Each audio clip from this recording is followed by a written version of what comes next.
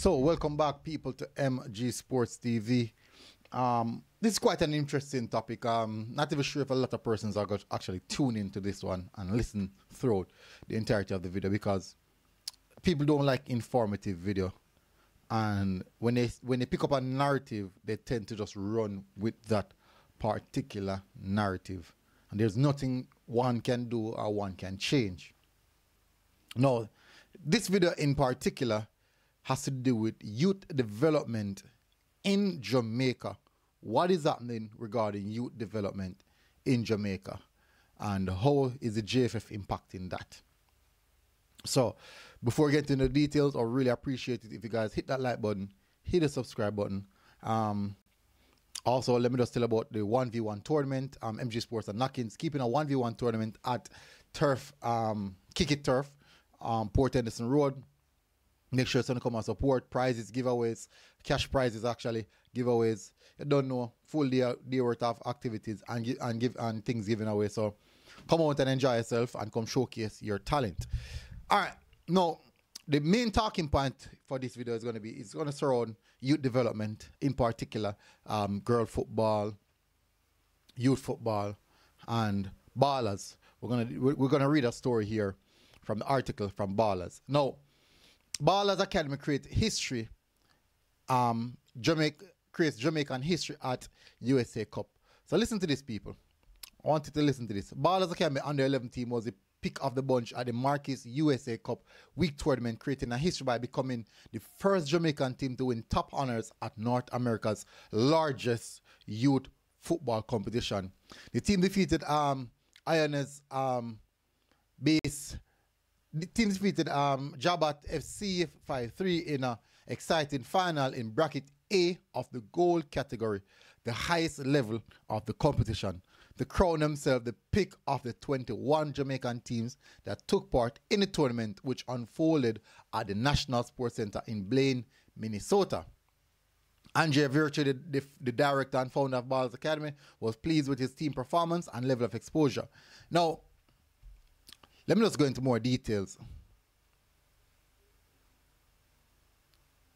The whole, this is what Andre Virtue said. The whole USA Cup was a great experience for our chaperones, our management, our coaching staff, parents, and players. And I think we'll put it down to something that director of football, Paul Alexander, and myself been pushing for recently. That's for BALLAZ. Really creating this environment where it's transformational coaching. It's not just about technical aspect of the game, but it's how we address the mental aspect, how we address the character and the leadership components of the players for them to have belief and freedom to play. So, when I listen to this, I know. All right, so that is the historical aspect of BALLAZ. Now, I want you to understand that BALLAZ weren't the only team there. No other Jamaican team was able to win a title in the gold category A bracket, but Norfolk Strikers did taste some success as the only other team to win any final, with their U14s defeating Lakes United 4-1 in bracket A of the third-tier bronze category. In the gold category B bracket, which is contested by teams finishing third and fourth in their respective groups, the Norfolk Strikers U10 and U12 teams went to the finals and won over Maplebrook SC U11 11-4 actually, and Esport Club Perios 3-2 to walk away with consolation honors. The Academy's U11 team lost in the bracket B semi-finals after finishing at the bottom of their group. And it's quite interesting because at U10, U11, U10 and U11, U9, this is always BALLAZ and Norfolk Strikers. These are the two teams who have always been clashing, especially specifically in Jamaica. Now, the Kingston Football Academy, KFA, traveled to Minnesota with the largest contingent, 7 teams with their under-17 gold category team going all the way to the bracket A final, during which they lost 4-0 to Toronto FC, or FC Toronto. The other KFA team that competed in the gold category was the U12 boys, who finished second in their zone before losing in the A bracket quarterfinals. Their silver categories in the U12, U14, U15, and U16 age groups all made it through the group stages in A bracket, but fell different stages in the knockout rounds. So basically, all our teams have gone in their respective knockout rounds. Manchester High School U19s was the only other Jamaican team competing in the goal category. They finished second in their group before losing in the quarterfinals. And let me tell you people, the U19 highly competitive. When I went there, I saw a U19 team from Iceland. I tell like Iceland, Nigeria. There was another African country. I tell you people, crazy level.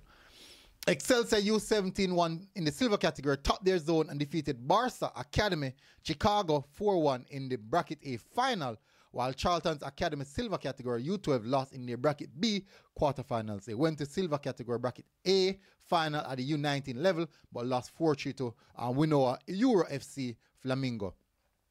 So you see a lot of teams are doing well, especially U levels. Benders, another U Academy U12 bronze category, won their bracket A final 9-1, while Genesis Academy U14 bronze and U12 silver both lost in knockout stages, while their mixed U16 team compete in the silver category, topping their zone, but lost 2-0 in the semifinals in bracket A.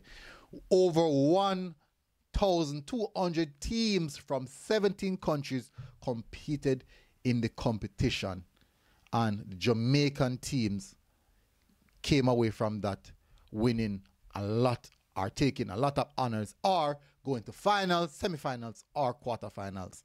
Now, well done to BALLAZ, Andre Virtue and his team. Andre Virtue, let me tell you something, people. BALLAZ is one of the top, I think maybe the top, I would say possibly top academy in Jamaica. Not saying that other academies aren't doing good, but I think we're structure, longevity, and a lot of youth players. I mean hundreds of thousands of youth players coming through the ranks. Now, people are going to say, hundreds. I'm going to say thousands. They're not reach thousands, but hundreds.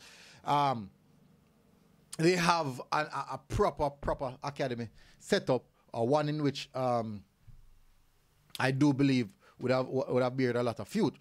Now, people are going to say that what happens with these players if this academy is going so well? What a lot of people fail to understand is this, that not because a player is good automatically means he'll be playing overseas, or automatically means that he'll be in the English Premier League. No, that's not how football operates. If you check it out globally, look in the English Premier League, how many players in a big country like Denmark, how many players in Denmark in the Premier League, how many players like a big country like USA are in the English Premier League. So I do think these are areas of football where a lot of persons don't understand.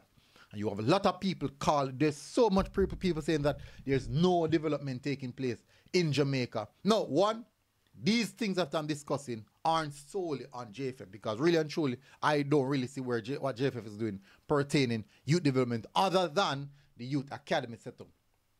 So when we go in a Kasafa, we're talking about Kasafa youth competition, Victory Cup, and all of these youth competitions, we're seeing multiple youth teams participating. I talk about from age 7, 8, 9, 10, 11, 12, 13, 14, 15. Sometimes it goes as far as 17. And we're seeing hundreds of